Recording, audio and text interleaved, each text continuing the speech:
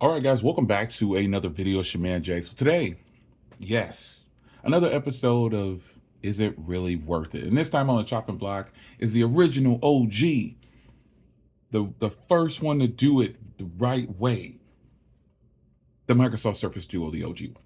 So this device right here is a device that I bought it 3 times. I bought it in 2020 when it first launched for full price, 256 gig, almost $2,000, and it was plagued with problems. It had a bunch of software issues, and they just couldn't get it together. And I bought it again in 2021 at a much lower cost of maybe $550, I think it was, or something like that. Bought it in 2021 at a lower cost, and then I sold it again because I was able to make all that money back on a sale to Best Buy. They were really buying them back at a high cost at that point. And then in 2022, I bought it for 200 bucks. So from almost $2,000 down to $200 is an astronomical feat. Now, the flip side of that is the weird part is this device is getting support. It's gotten, and this is how it works with companies sometimes. You become the guinea pig, and if you hang in there, they'll take care of you. Unfortunately for me, I didn't hang in there the first time. Well, I hung in there. I kept it for quite a bit of time the first time. The second time, I kept it for a little bit of length of time. And this last time, because this is the last time that I'm buying this device, unless I break this one or something like that, then I'll buy it again. But 200 bucks for this is just a phenomenal deal for the unlocked model. So I've been running down phones and devices lately asking you, hey, do you think this is worth it? And there's a variety of devices that I have. And seeing as though I use these devices, I just really want to make sure I'm getting my money's worth. Now, this time around, once again, I normally go in a specific order, but this time I'm going to go ahead and go with price. I paid full cost for this the original time. I hated that I paid that price based on the experience I got, and it wasn't worth it. The second time, I paid like $550 for it. I unlocked the AT&T version of it, and I got it. I showed you a tutorial on how to do the process. It was totally worth it at that point. The third time here, that's 20 and 21. Now in 22, it's absolutely worth it. If you can find this device here for under 300 bucks or 300 or less, you are getting one of the best deals on a foldable device you could possibly ever get. And I'm going to go next to software from price. Because some of you guys are going to still say, oh, nope, no. This device is finally getting support. It's incredible that this device is getting support 2 years later, and they have a new version out. They have the Surface Duo 2, and it is, getting support. It has a ginormous, ugly camera module on the back. If you're wondering why I didn't buy the Surface Duo 2, that's why. It's simply because of the ugly camera module on the back. I think that looks hideous. This is a much sleeker, clean design. All they had to do was capitalize on what they already had, and they chose not to. So that's their bad. Now, the software. The software is getting mad support. So I'm going to go into settings here. And we're going to go down to system and system update. As you can see, it's on Android 12 now. And I am on the December security patch, folks. I'm on the security patch for December. And we're actually in December. Isn't that great? I just can't believe that this device now is getting the support that it probably should have gotten from the beginning, but we're all guinea pigs. We'll always be guinea pigs at some point or another. I'm totally happy with this. I'm surprised that this thing is getting the support. I'm not gonna front. But the software is not plagued with all those stutters and hiccups anymore. It's actually doing phenomenal. And I'm kind of surprised. I'm not going to front. I'm surprised. It is up to date. Everything's flowing along on it perfectly. It's just been a good software experience. So if in fact you don't know, this is to me what multitasking should look like. And you can see how speedy this is now. It's just a good experience with this device now, man. The software gives you true multitasking. I can layer also another application on top of this. I think the most I've been able to do on here is, I think it's 4 at a time. I'm not sure. I've tried it before. I know I can do 3 on. You can put one more layer up top here. But this is multitasking, being able to do 2 things at once on 2 full-size displays, because this is ultimately this is a mini computer. You know what I mean? This spans 8.1 inches across, and you've got 2 screens, which is really good. So they're both 5.6, and they're both 1350 by 1800. So yes, this is the 4:3 aspect ratio, but when it's open, it's also then the 3:2 aspect ratio, giving you 401 pixels per inch. So it's um it's a unique experience when you're using it like this. But now so many applications are are going to be able to spawn across the screen like this is so much better. The experience for the software is really good, man. And I don't know. You can also launch 2 applications at once. That's up to you to decide whether you want to do that. But you can launch 2 applications at once, like this icon. You set it right there, and it comes open like that. But you now have all the widgets from Android 12. You see you got all the updated applications and everything. The software is what you think it's going to be. It's on point, man. It's really nice. And obviously, when you fold over like this, you get the one side right here now. That was a huge problem before with the software. Not you like when you flip it over like this. That was a huge deal with it not working. So now you can see they've fixed a lot of stuff. So for me, you will open it up and it will be a black screen. All these things have been resolved. And I'm so happy that they finally fixed these things. So you couple the price now with software that's actually working and it's up to date and it's got Android 12. Now I know this device doesn't have Android 13, but we're talking about a device that this is a foldable device. This is, if you ever own a Microsoft Surface, which I own several, premium freaking hardware, folks. This is stellar hardware, super thin. I mean, crazy thin. So let's navigate over here now to hardware and design, since we know the price is worth it and the software is now corrected, so it is worth it. Look at the hardware on here. Look at how thin this is. It's just incredible. When you have it closed, it's only 9 millimeters. When you have it open, it's 4.8. That is freaking incredible. Just incredible. Now you have a fingerprint reader right here inside this little area, and then you got your power button, and then you got your volume rocker, greatly placed on there. SIM tray down here, and it fits perfectly. It's just good. So if you've ever held a BlackBerry, this is the size of a BlackBerry Passport. Just think of it that way. But it's thinner, obviously. So it feels better in the hand. The BlackBerry is rounded, obviously, on all corners, but this feels about the same as a BlackBerry Passport. So you'll be happy with that. Now you do have some options here on the hardware. You get 128 or 256 gig with 6 gigs of RAM. That's what you get, and there's no SD card or anything like that. Now the design of this is of a Surface laptop computer, which is what I really love. The hinge on here is just magically put together to work flawlessly with this device, because it can go all the way around like this. And then once you actually show you the fingerprint reader.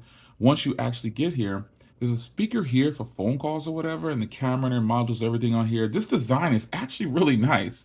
They just didn't capitalize on it when it came to the way the speakers are. So the camera's on here. We'll get to that in a second, but let's swap it over here. The speaker for music and content is actually a thin slice up here at the top. And so that is where the design kind of fumbles the ball a little bit. So you've got 2 speakers here. You've got one for, this is like your phone call. This is like your phone side, if you will. And this is like your media side when you're talking about the speakers. You can see the speaker grill right here for the phone calls right there. And you got your camera module right there. You got your LED light, because it does have those things. And then over here, you got this really thin slit over here. Now, what would have made this great is another thin slit at the bottom with another speaker. Because I find myself using it like this a lot.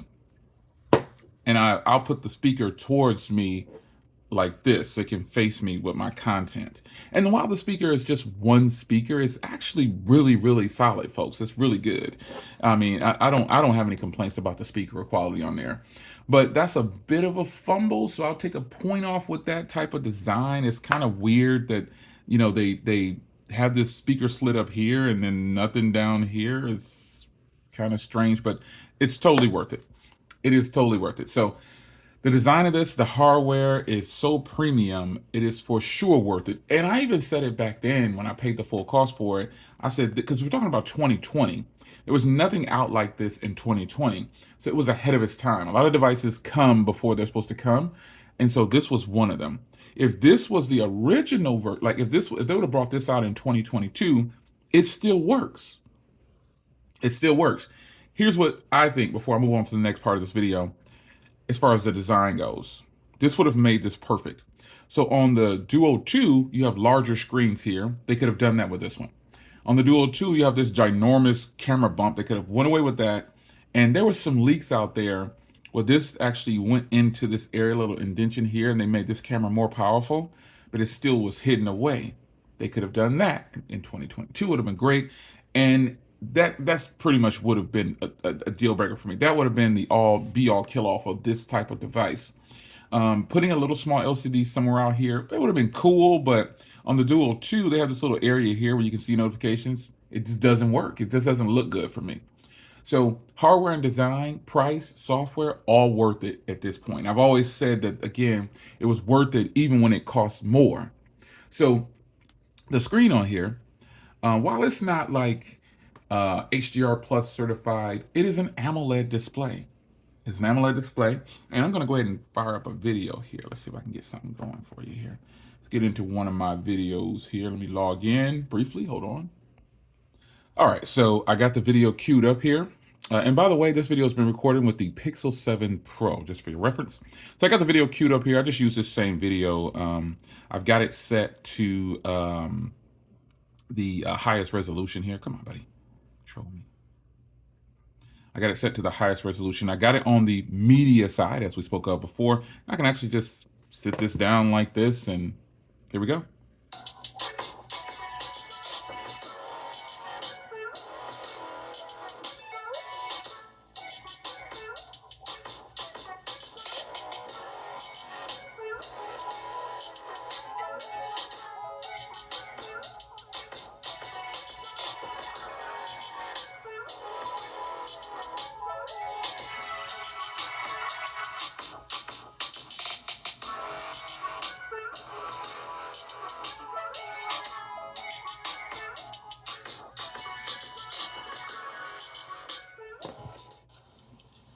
Guys, I told you I was going to do it at some point. I ended up doing it sooner than I thought I was going to do it.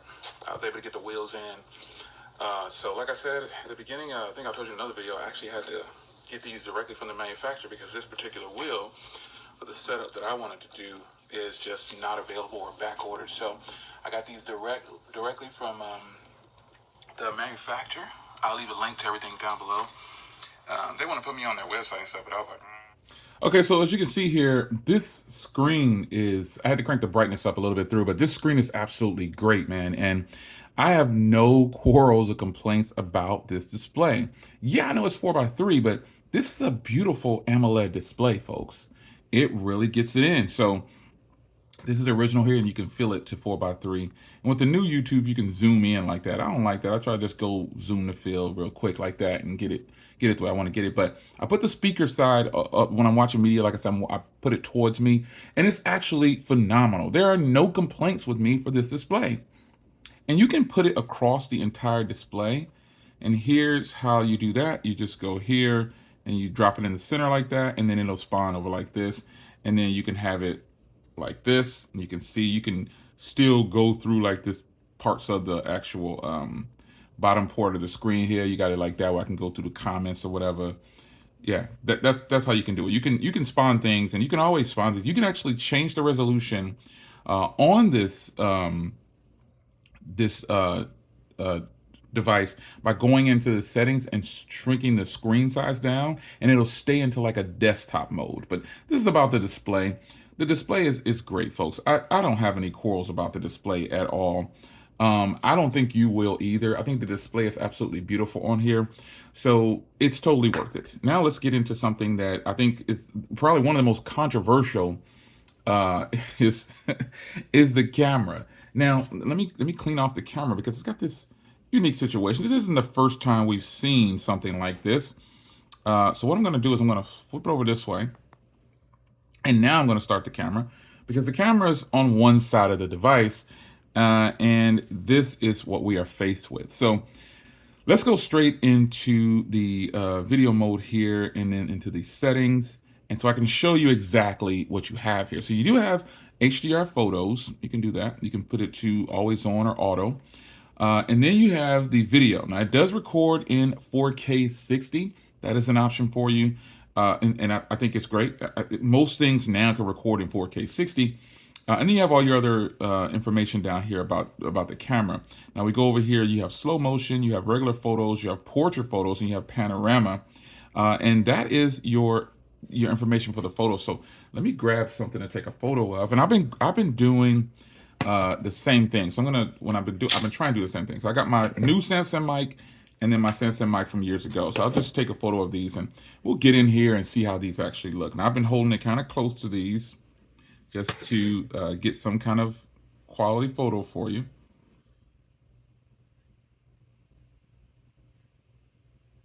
Fast shutter speed on there. Now, back in the day, I actually shot. Oh shoot, did I move? I guess I moved on now. Oh, okay, hold on. Let me retake that one. Let's retake that one. I guess I moved or something. All right, there we go. Back in the day, I actually shot video with this and vlogged with it, and just did everything with the device out in the elements like I normally would do. Now, this is a really good photo. Is it a stellar photo? Absolutely not. This one turned out better for some reason. Now, I guess I was a little bit less shaky hand on there. You can see the quality around there. But, you know, overall, these cameras are decent. And back then, when the price was a lot higher, the cameras, it's like it really needed the improvement. So the cameras weren't worth it. But for $200, the cameras are worth it. I mean, because I've shot video with this device, vlogged with it back then when it was still having problems, and it turned out great. You should have hit those videos up because they're still on the channel for the vlog tests and video samples. I've done updated ones even when I got it afterwards. So are the cameras worth it? Again, current day, yes. It's totally worth it. There's no way it's not worth it. It's just the price, the package overall is worth it when you talk about it with these cameras. Now, an area where this device pretty much always shined for me was battery. I haven't been using it regularly, but I'm actually gonna start back up. Let me grab a pixel, or my pixel that I'm using. I'm recording with one pixel, and then I'm using the Pixel 7 for the other video. So I'm gonna go ahead and just ride this out for a little bit, take my SIM card out of here and put it into this device and use it for a while because, you know, the Pixel devices are my favorite Android devices, but I have a lot of devices, and when you want to use something regularly, it could be a challenge if you don't know how to use a slab style or a foldable device. Now, slab style devices are easy to use. They challenge you in no way whatsoever. But a device like this, I'm used to using it. So for me, it's not going to be hard to adapt to using this device regularly. Initially, when I got it, I used it regularly for, ooh, boy, I can't even count how much I used it regularly. So, there we go. So now you can see it's on LTE. And that was another thing with this one. This is a 4G LTE device. The new version is a 5G device. So I believe the new one is a 5G. But that doesn't mean anything because the speeds on here, on T-Mobile, let me see if I can get into something here. Hold on a second, let me open up speed test. All right, so speeds on here on T-Mobile's network have always been good. See, even in my office, I'm getting 50 right now, roughly. And through the house, I definitely can get 200 or more. But LTE is obviously more stable than 5G because companies now have it where you can turn off your 5G to get better service and better battery. With this device being LTE anyway, 4G LTE, I'm going to get stellar battery. So battery has never been an issue for me at all. So I would say, in a nutshell, folks, this has always been a winner to me. Even when it was plagued with those battery problems, I hated that I had purchased it at that full cost. I got shammed, I felt like. But after getting it again and then getting it again, I was pretty happy with it. Pretty happy with it. The performance on here is more than enough. And let me end by saying this. Pixel 7, remember this video is being recorded. I was using the Pixel 7. This video is being recorded with the Pixel 7 Pro. Sometimes I love to put my devices to the test and give you content from them, even though I know I have very high powered cameras and things like that. It's good to show you the devices as a whole and use them like this. So the Microsoft Surface Duo, folks, is totally worth it. It is a great device, and to a person who is current day that wants to experience something like this, you just do it. I mean, if you want something that's going to be a multitasker and give you true multitasking, not taking away from other devices, saying that they're not true multitaskers. I'm just saying that this one is basically two phones, and especially if you're a Surface person or like a Microsoft Surface laptop user or a tablet user. That's me. I have both, and I love them. Use them daily. My Surface Go Laptop 2 is one of my favorite laptops, but it has kind of that same aspect ratio as this right here. But if you're a Surface person or a Microsoft person, you're gonna love this device. You're gonna freaking love it. You're not gonna have a problem with adapting to this. Now, this doesn't have Windows, obviously, it's running Android, but it is still exceptionally worth. I mean, this is an exceptional device. It is completely worth it in 2022. If you can get one of these, grab one. If you can get it brand new, pre-owned, whatever, you might be able to find them pre-owned for under 200. Because if you just want to test the waters or whatever, I don't think you'll be upset about it. I think you'll be extremely happy with your purchase, and try to use devices like this. Like, obviously where's my Fold 4? Obviously I have the Fold 4, and I'm working on this video too right here. But you have to go into it with a mindset and not think so much about, oh my gosh, it doesn't do what my iPhone does. You can't think of it like that. You have to just use the device and call it a day. Load the same apps. I have the same applications on each device that I have. I don't put things on there I'm not going to use. Do the same. And then figure out how to use the device for your good. Does that make sense? So Microsoft Surface owners of the original Duo celebrate because your device is getting software updates. It is flowing along, even with this older processor inside that people kind of clown and say was bad. You know, the Snapdragon 855 is so not bad, folks. It's proven that it's just software. Microsoft is getting the software right on here and has gotten it right. And now this device is a total win, straight up. So is the Microsoft Surface Duo original version worth it? Absolutely. It's your man Jay. I'll see you in the next video. Take care.